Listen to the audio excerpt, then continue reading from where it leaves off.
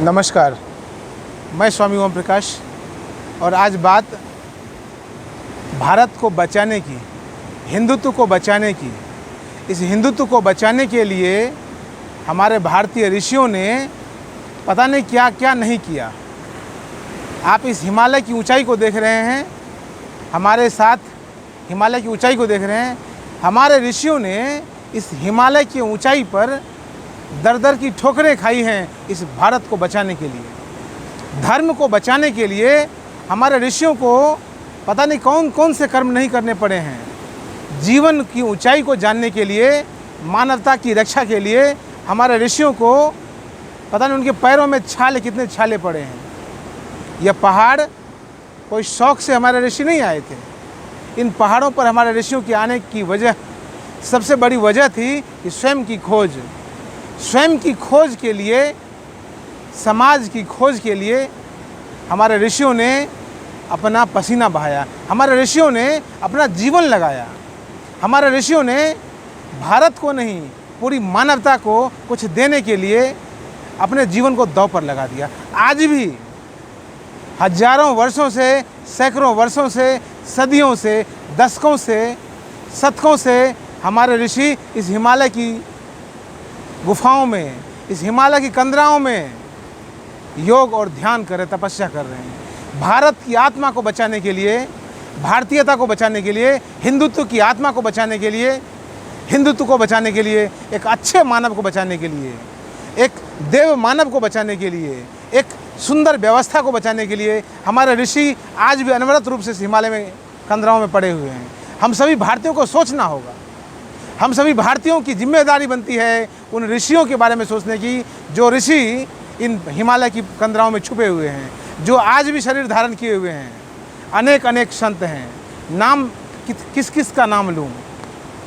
आप पढ़ना है तो पढ़िए, महर्षि महेश योगी को, ओशो को पढ़िए, पंडित श्री राम शर्मा आचार्य को पढ़िए, महाअवतार बाबा को पढ़िए। अनेक अनेक महापुरुष आज भी सूक्ष्म रूप से और कहिए कि भौतिक रूप से इस कंदराओं में बने पड़े हैं। इन हिमालय में बैठकर वह समाज की भलाई के लिए, हमारे और आपके जीवन की अच्छाई के लिए, हमारे और आपके जीवन की चेतना को ऊर्ध्वगामी करने के लिए प्रार्थना कर रहे हैं। ओशो को मैं कोट करना चाहता हूँ। ओशो ने कहा था कि लगभग 50 साल, आने वाले 50 सालों में या तो भारत बचेगा, या तो धर्म बचेगा, या तो अध्यात्म बचेगा, या फिर राक्षस बचेंगे, या फिर अधर्म का पूरी दुनिया में राज्य कायम हो जाएगा। आज जिस प्रकार की स्थिति बनती देख रही है पूरे देश और दुनिया में, जिस प्रकार से मलेच्छों की संख्या ज़्यादा हो रही है, जिस प्रकार से राक्षसों की जनसंख्या ज़्यादा होती जा रही है, उसको देख कर तो यही लगता है कि एक दिन अधर्म का राज कायम हो जाएगा। लेकिन मैं आपसे कहता हूँ, यदि हम सब जाग पाएँ, पंडित श्री राम शर्मा ने भी ये भविष्यवाणी की थी कि आने वाले कुछ वर्षों में भारत के सामने बड़ी गंभीर चुनौतियाँ आएंगी।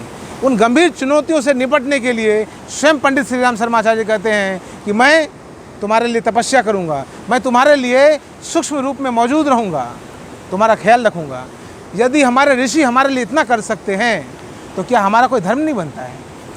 इस देश का अन्न खाकर, इस गंगा का पानी पीकर क्या आपका कोई धर्म नहीं बनता है? इस देश को जिंदा रखने के लिए, इस हिंदुत्व को बचाने के लिए आप भी कुछ प्रयास करें। इस सच्चे मानव के प्रयास के लिए, सच्चे मानव के विकास के लिए, सच्चे मानव को विनाश के रास्ते पर नहीं ले जाने के लिए, बचाने के लिए आप भी कुछ प्रयास करें।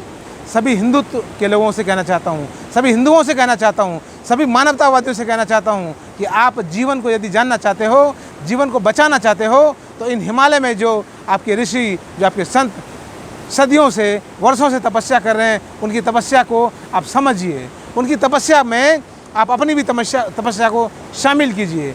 हिंदुत्व का मतलब किसी एक धर्म से मतलब नहीं है। हिंदुत्व का लेना देना एक संप्रदाय, एक जाति से नहीं है। हिंदुत्व एक सनातन व्यवस्था का नाम है, एक सुव्यवस्थित व्यवस्था का नाम है, एक सुसुंदर, एक सुसंस्कृत, एक सभ्य व्यवस्था का नाम हिंदुत्व है। बाकी सभी व्यवस्था में आप देख चुके हैं इस्लाम ने कितना खून बहाया, इस्लाम कितना खून बहाने पर आमादा है। इस्लाम की जो मूल बातें हैं उसे कोई नहीं देख रहा है। वहाँ तो अल्लाह का इस्लाम कुछ और कहता है और मुल्ला का इस्लाम कुछ और कहता है। इतने प्रकार की कुरीतियों के बीच जो समाज पल रहा है, इतने प्रकार के हिंसक घटनाओं के बीच जो समाज पल रहा है, यदि उस समाज को आप बचाना चाहते हैं, उस हिंसा से समाज को बाहर लाना चाहते हैं, तो मैं आपसे कहता हूँ, अपने ऋषियों की वाणी को, अपने ऋषियों की भविष्यवाणी को और अपने ऋषियों के खून और पसीने की मेहनत को आपको साकार करना होगा। आपको जागना होगा, इस देश को बचाना होगा, हिंदुत्व को बचाना होगा, मानवता को बचाना होगा और भारत की आत्मा को बचाना होगा। और इसके लिए आपको जागना होगा, दूसरा कोई मार्ग नहीं। बहुत बहुत धन्यवाद, बहुत बहुत धन्यवाद।